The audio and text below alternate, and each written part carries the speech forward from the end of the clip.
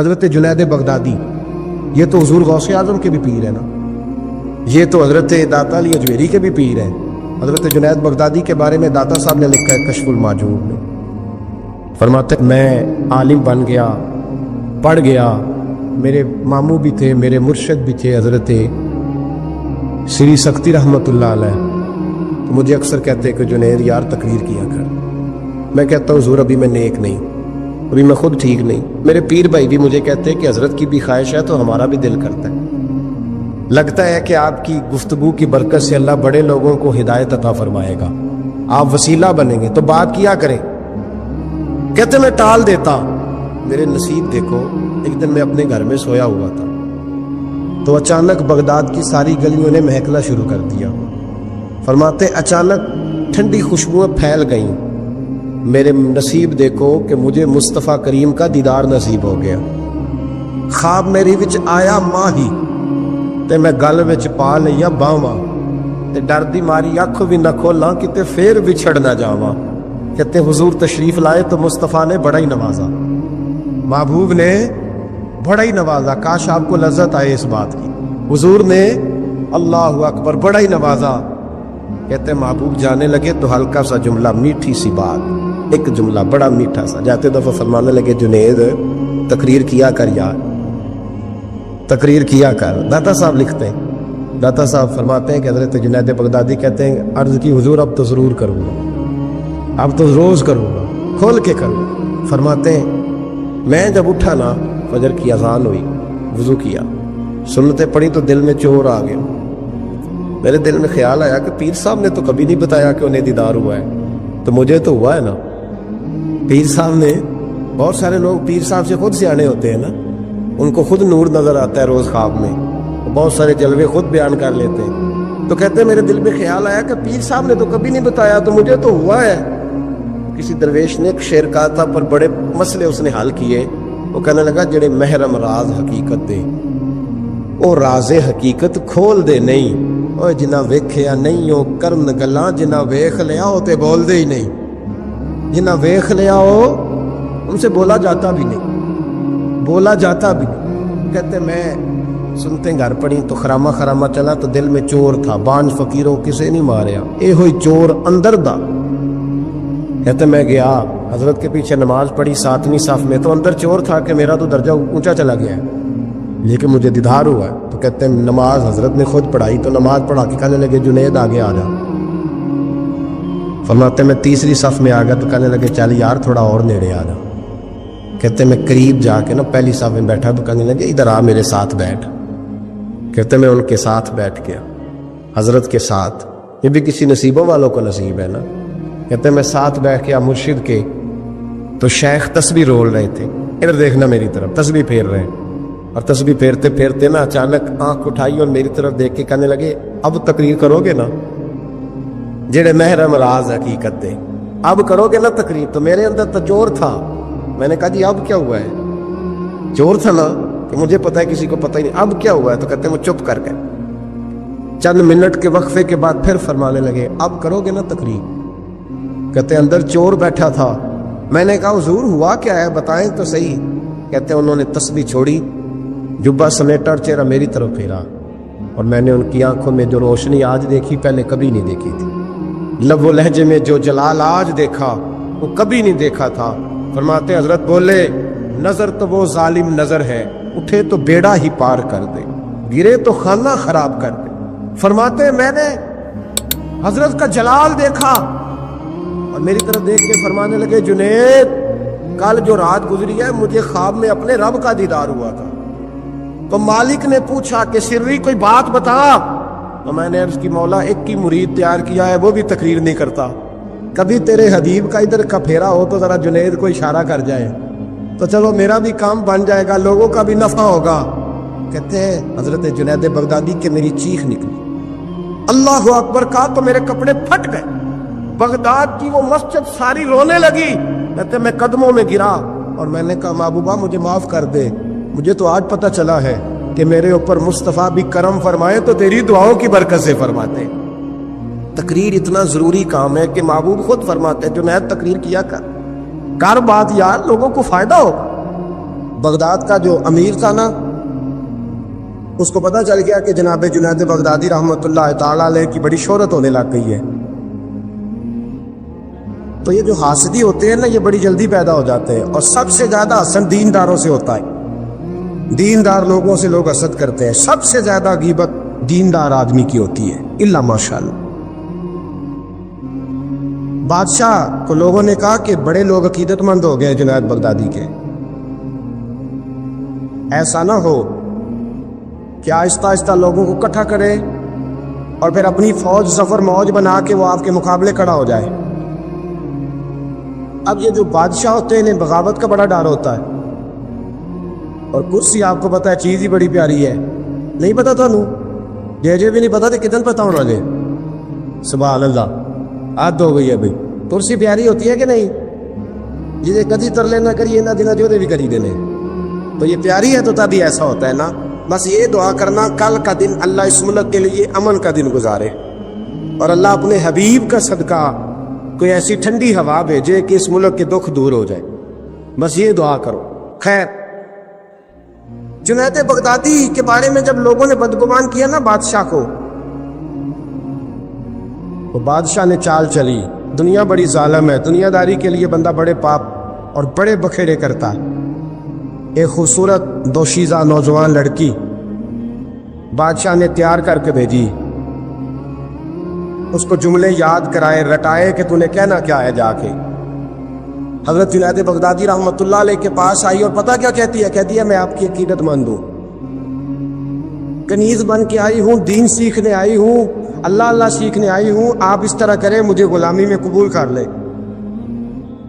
حضرت جنید بغدادی نے یوں نظر اٹھائی، اس بی بی کے چہرے پہ نظر پڑی، اس عورت نے چیخ ماری، وہ تڑپی اور اس کی روح نکل گئی۔ پیغام گیا بادشاہ کو، مر گئی بی بی، منوا لو۔ بادشاہ کو بڑا غصہ آیا کہ میرے محل کی سب سے خوبصورت عورت جنید بغدادی کے ہاں گئی، مر گئی۔ پیغام بھیجا، جنید میرے دربار میں آؤ۔ حضرت جنید بغدادی فرمانے لگے، فقیر کا بادشاہوں سے تعلق ہی کوئی نہیں، میرا بادشاہوں سے تعلق، میں نے کیا لینے آنا، تجھے کوئی کام ہے تو الگ بات ہے، مجھے تجھ سے کوئی کام نہیں۔ بادشاہ کو اور غصہ آیا، میرے پاس نہیں آیا، گھوڑے تیار کیے، لشکر بنایا، حضرت جنید بغدادی کے پاس پہنچ گیا۔ جب آپ کے دربار میں آیا نا تو حضرت جنید بغدادی رحمۃ اللہ علیہ بیٹھے تھے، پورے غصے کے ساتھ آ کے بیٹھا، کہنے لگا بڑا تو فقیر بنا پڑتا ہے، ولی بنا پھرتا ہے، بی بی مار دی، بڑا فقیر بنا پھرتا ہے، عورت مار دی۔ حضرت جنید بغدادی نے آنکھ اٹھائی، فرمانے لگے نہ میں مارنے کا اختیار رکھتا ہوں نہ زندہ کرنے کا اختیار رکھتا ہوں، زندگی بھی میرا اللہ دیتا ہے، موت بھی اللہ دیتا، میرے پاس اختیار ہی نہیں۔ بادشاہ نے بات سنی تو ٹھہر گیا، کہنے لگا بی بی کیسے مر گئی؟ آپ فرمانے لگے میں آنے لگا تھا تیرے رستے میں، تو نے مجھے ہٹانے کا بندوبست کیا، اور بی بی آنے لگی تھی میرے اللہ کے رستے میں، اللہ نے اسے دور کرنے کا بندوبست کر دیا۔ میں تیرے اور دنیا کے درمیان آنے لگا تھا نا، تو نے مجھے سائڈ پہ کرنے کا بندوبست کیا، بی بی میرے اور رب کے درمیان آنے لگی تھی، اللہ نے اسے سائڈ پہ کر دیا۔ دنیا داری کیا ہے جو اللہ اور بندے کے درمیان آ گیا؟ آج یہ دلوں پہ زنگ چڑھے ہیں، یہ دنیا داری کے زنگ ہیں۔ جب آپ کو اپنے پتہ کب اندازہ ہوگا آپ کو کہ دنیا آپ پہ چڑھ گئی ہے؟ جب اپنے سوا کوئی اچھا نہ لگے۔ پہلی بات جو ہمارے مشائخ نے لکھی ہے، جب سوائے اپنے کوئی اچھا نہ لگے تو پھر آپ دنیا دار ہیں۔ جب سوائے اپنے تو کسی کا فائدہ سوچنے کی صلاحیت چھوڑ دے، اور سوائے اپنے تو کسی کا بھلا نہ سوچے تو دنیا دار ہے۔ اور جب اپنی ذات کو سکون دینے کے علاوہ تو کسی کو سکون دینے کو تیار نہ ہو تو دنیا دار ہے۔ اور جب تیری آنکھ کھلے تو پھر بھی تجھے اپنی ذات نظر آئے، اور تیری آنکھ بند ہو تو پھر بھی اپنا ہی آپ دکھائی دے، پھر تو دنیا دار ہے۔ لیکن میرے دوست، اگر تیرا دل کرتا ہے کہ جو خیر مجھے ملی ہے اللہ میرے بھائی کو بھی عطا فرمائے تو پھر تو دیندار ہے۔ داتا گانی بخش علی اجویری رحمۃ اللہ تعالی علیہ آپ فرماتے ہیں کہ حضرت جنید بغدادی کا مرید تھا، 4 دن پیر صاحب کے پاس آیا تو بعد میں خود پیر بن گیا، خود پیر بن گیا۔ حضرت صاحب رحمۃ اللہ تعالیٰ نے دیکھا آ نہیں رہا، مرید اولاد ہوتے ہیں ان سے پیار ہوتا ہے، ان کو اہمیت دی جاتی ہے، بعض اوقات غلط فہمی کا شکار بھی ہو جاتے ہیں، اہمیت دی گئی یہاں نظر نہیں آ رہا، آپ نے سوچا شاید بیمار ہو گیا ہے۔ حضرت جنید بغدادی خود گھر تشریف لے گئے۔ حضرت جنید بغدادی جن کا ولیوں میں اس طرح مقام ہے جس طرح حضرت جبریل امین کا فرشتوں میں مقام ہے، اتنا بڑا، چل کے گھر گئے اور جا کے کہا السلام علیکم، کہتا جی وعلیکم السلام، کہتا تو آتا کیوں نہیں؟ تو مجھے اب آپ کی ضرورت ہی نہیں، میں اب خود بڑا پرہیزگار ہوں، مجھے کیا ضرورت ہے میں کسی کو اپنا بڑا مانوں، میں خود بڑا پرہیزگار ہوں۔ فرمایا ہوا کیا؟ کہنے لگا جی رات جب میں سوتا ہوں تو 2 فرشتے آتے مجھے براق پہ بٹھاتے ہیں اور جنت کی سیر کراتے ہیں، براق پہ بٹھاتے ہیں اور اللہ اکبر جنت کی سیر کراتے ہیں، میرے ہاتھوں کے تراشے ہوئے مٹی کے صنم آج بت خانے میں بھگوان بنے بیٹھے، میرے ہاتھوں کے تراشے ہوئے مٹی کے صنم، دیکھو تو صحیح آج بت خانے میں بھگوان بنے بیٹھے۔ اور رائے پوری کہنے لگے وہ پتھر جن کو سکھائی تھی قوتیں گویائی ہم نے، وہ جب بولنے لگے تو ہم پر ہی برس پڑے، بولنے لگے تو وہ ہم پر ہی برس پڑے۔ کہنے لگا جی اب تو میں اللہ خیر کرے بڑا اونچا اڑ رہا ہوں، آپ کبھی گئے جنت میں؟ آپ مسکرا پڑے، فرمانے لگے بیلیا آج جب جنت میں جائے تو ذرا لا حول ولا قوت بھی پڑھ لینا، آج جب جنت میں جائے تو ذرا وہ بھی۔ وہ کہنے لگا چلو ٹھیک ہے پڑھ لوں گا، اٹھ کے ملا بھی نہیں، حضرت واپس آ گئے۔ رات کو خواب آئی، جنت میں جانے لگا تو خیال آیا جناب جنید بغدادی نے کہا تھا پڑھ ہی لوں، پڑھنے لگا لا حول ولا قوت الا باللہ، آنکھ کھلی تو روڑی کے ڈھیر پہ بیٹھا تھا، روڑی کے ڈھیر پہ بیٹھا تھا، وہ جو بھاگ رہے تھے ان سے پوچھنے لگا او مجھے کہاں چھوڑ کے جا رہے ہو خواب میں؟ وہ کہنے لگے شیطان کے مختلف روپ تھے، تو اصل میں حضرت جنید کے پاس زیادہ آنے جانے لگا تھا تو اللہ کے قریب ہونے لگا تھا، تو ہم نے چکر چلا کے تجھے وہاں سے روکا، تو بیوقوف ہے سمجھ نہیں آئی۔ اب رونے لگا جاؤں تو کس منہ سے جاؤں، حاضری دوں تو کس منہ سے دوں، اب میں کیسے جاؤں اس کی بارگاہ ناز تک، کس طرح حاضری دوں، گرا جو ان کی نگاہ سے وہ سنبھل نہیں سکتا۔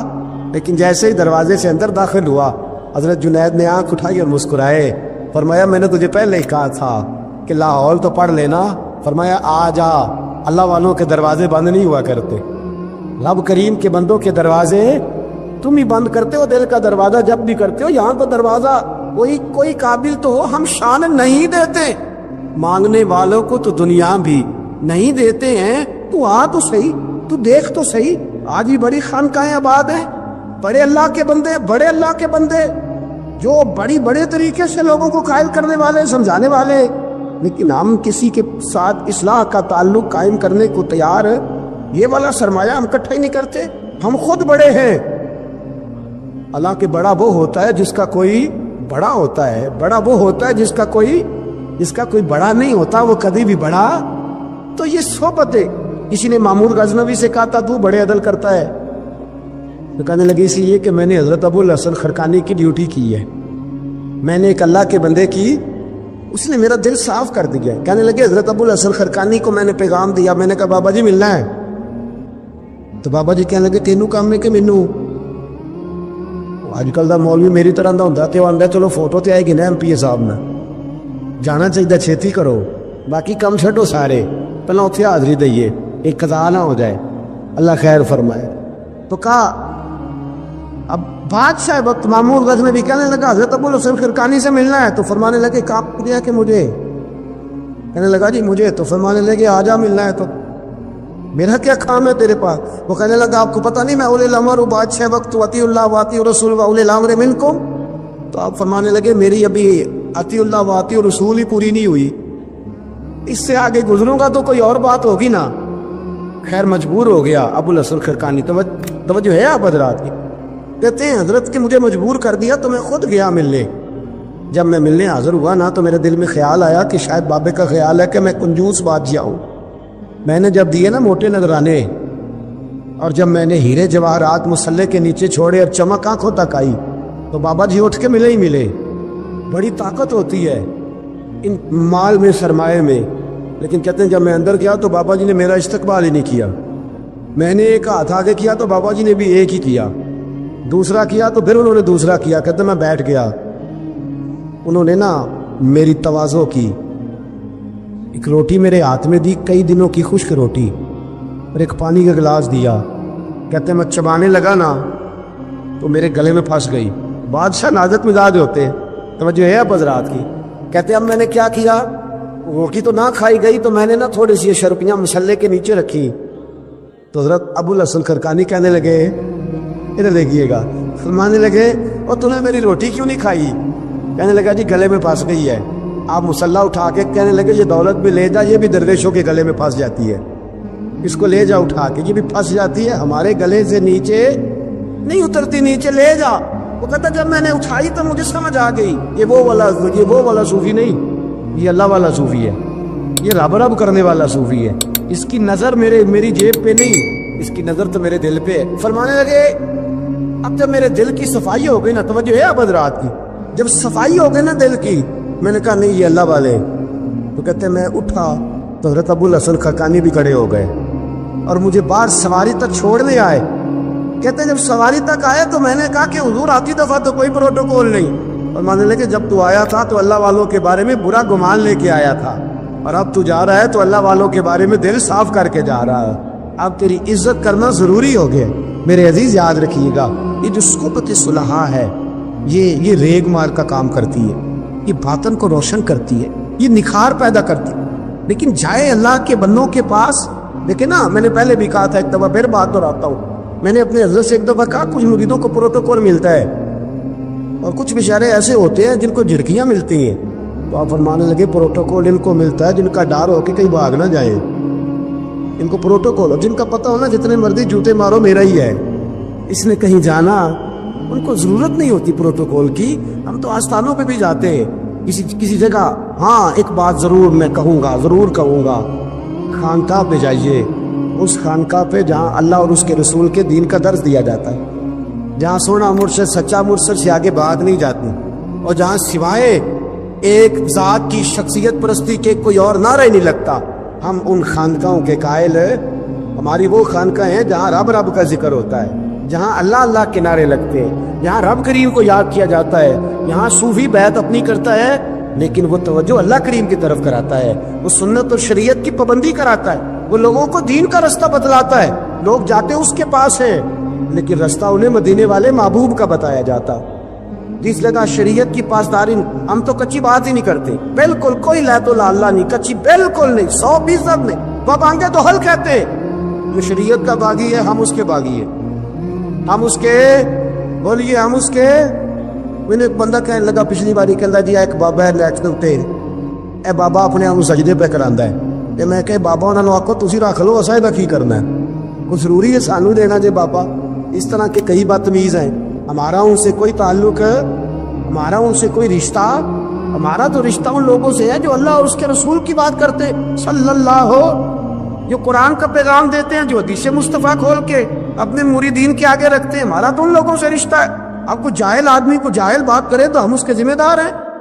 ہماری کوئی ذمہ داری، اور ویسے بھی جب ہم کہہ ہی نہیں رہے ہمارا بندہ ہے تو تم ہمارے کھاتے میں کیوں ڈالتے ہو؟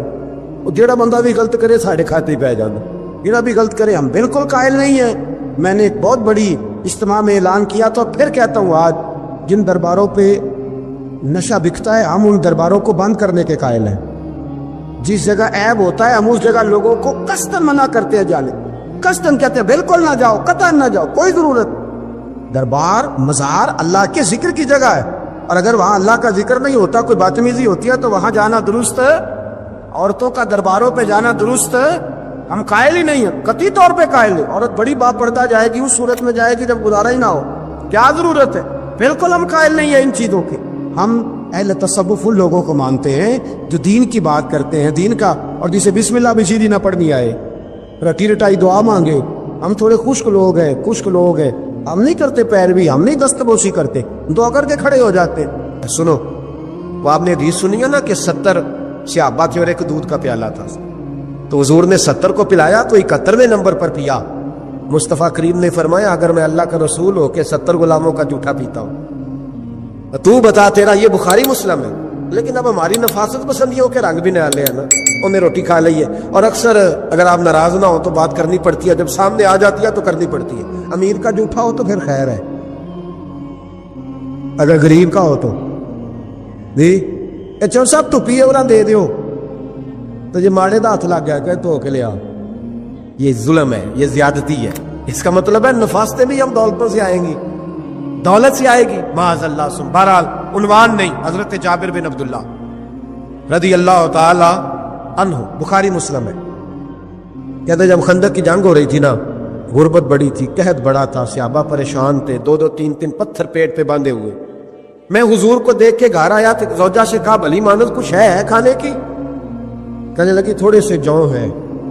तो मैंने कहा पीसोगी तो कितनी रोटियां बनेगी? कहने लगी 2-3, 4 बन जाएंगी। कहने लगे सालन। तो ज़ौजा कहने लगी अगर वो बकरी का बच्चा ज़िबा करो तो 3-4 बंदों का सालन भी बन जाएगा। कहते मैंने उसे ज़िबा किया, बीवी से कहा तू जौ पीस। कहते मैं नबी करीम की बारगाह में हाज़िर हूँ सल्लल्लाहु अलैहि वसल्लम, हुजूर की खिदमत में। ज़ौजा कहने लगी कान में कहना हुजूर की, सारे ना आए। जिस तरह लीडरों के खाने अंदर होते हैं लहदा, और जो नारे लगा रहे होते हैं ना सवेर से उन्हें डब्बा मिलता है, लेकिन वो फिर भी नारे लगाते ही रहते हैं। मुझ पे इल्ज़ाम लगने लगा है कि आप सियासतदानों को हर जुमे में रगड़ा देते हैं। तो मैं कहना उन्हें सही कर छोड़ो, फिर असी मुड़ जाने इतना को सियाणे हो जाए। ये सियाणे नहीं हो रहे, हमें बात करने की भी इजाजत नहीं। शेर कह देता हूं कि हम आह भी करते हैं तो हो जाते हैं बदनाम, वो कत्ल भी कर दे तो चर्चा नहीं होता। उन्होंने ना कदे पूछे जे सानी आखे थे चुप रहो। लेकिन भाई ये इस मिंबर का तकाजा है, मेरे इमाम आजम का फतवा है, जो आलमी हालात से बाखबर ना हो वो जुमे का खुतबा ना दे। वो जो रटी रटाई बातें हमसे नहीं होती, इसलिए कि जलाले बादशाही हो या जमहूरी तमाशा हो, जुदा हो दीन सियासत से तो रह जाती है चंगेजी। हक बात इंशाल्लाह हो रही है और होती रहेगी। वो बात साफ सुथरी है। अगर कोई बात ऐसी होगी तो वो बात, अगर गौस पाक अपने खुतबा जुमा के अंदर कह सकते हैं कि मैं जालिमों को हुक्मरान नहीं बनने दूंगा, तो हम तो उनके नौकर है ना, फिर हम कादरी कैसे हुए अगर गौस पाक के तरीके पे अमल ही ना करें तो। इसलिए मेहरबानी करे, हमें कोई शख्स ऐसा मशवरा न दे, बल्कि कई दफा जुल्म होता है, जब कोई मशवरा देता है तो और तेज होने दिल करता है। इसलिए मेहरबानी करें ऐसी कोई मुशावरत न करें। बिल्कुल जो गलत बात करेगा उस पर हम बोलेंगे, और आहिस्ता आहिस्ता नहीं, खुल खला के बोलेंगे, बिल्कुल बोलेंगे। इसलिए कि अल्लाह ने जुबान दी है, वो किसी वडेरे के कदमों में बैठने के लिए नहीं दी, वो रसूलुल्लाह के तराने पढ़ने के लिए दी है। तराने पढ़ने, अगर हजरत बिलाल रस्सियों में बंद होके और अबू लहब और उतबा उतैबा और अब्दुल्ला बिन जदान और उमैया बिन खलफ जैसे लोगों के बीच खड़े होके कह सकते हैं नहीं बात जो सच्ची है वो की जाएगी, तो हम मिंबर रसूल पे बैठ के नहीं कह सकते?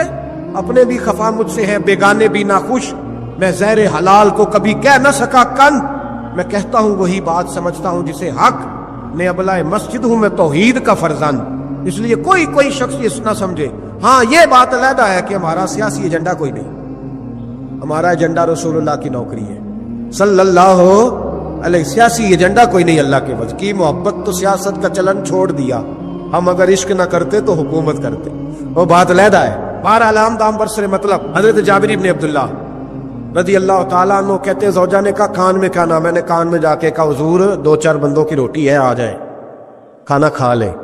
वो वाला रंग नहीं था ना कि लीडरों का खाना और कारकुनों का खाना, चलो और गल कर लेने। पीरां दी यखनी ते रोटियां पे हो के कहते हजरत जी बीमार ने ते मुरीद लंगर खाने दे शिफा है, ते मैं क्या तू भी खा मार तेनू भी शिफा हो जाएगी, तू अपने लिए उथे चूरी पकाई अंदर।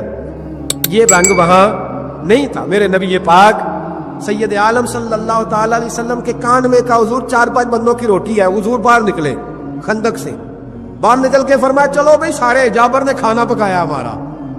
हजरत जाबर कहते मैंने दौड़ लगाई, घर आ गया और मैंने कहा तुझे तेरी मार होए, हुजूर तो 1000 से ज्यादा बंदा लेके आ रहे।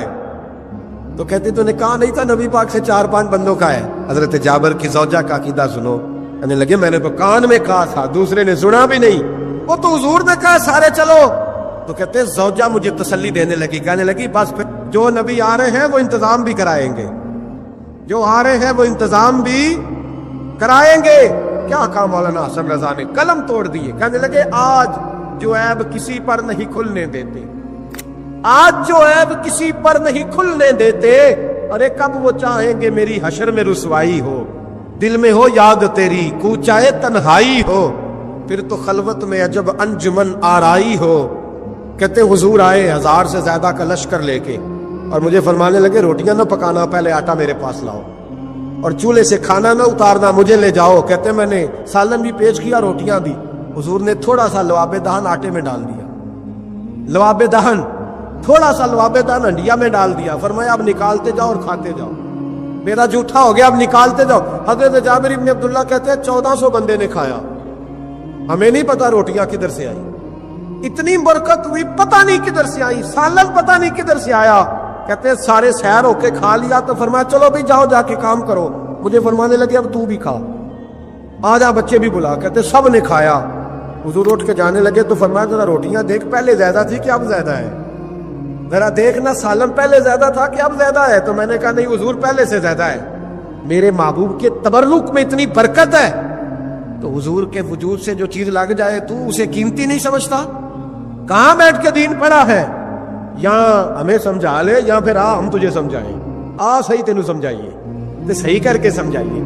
وہ لوگوں کو گمراہ کرتے ہو، اتنا غلط نظریہ، اس قدر غلط ہو۔ میں نا غار ثور پہ چڑھنے لگا تو مجھے وہاں ایک نیچے صاحب مل گئے، کہنے لگے کی لین چلے ہو؟ میں کہ تینوں اسی اتھوں میں نہیں پوچھ کے آئے جدو کرو آئے اتھوں میں نہیں تینوں پوچھنا بے لیا، تو غلط فہمی دا شکار ہے۔ کہنے لگا وہ تو حضور تو کام سے گئے تھے، آپ کو کیا کام ہے؟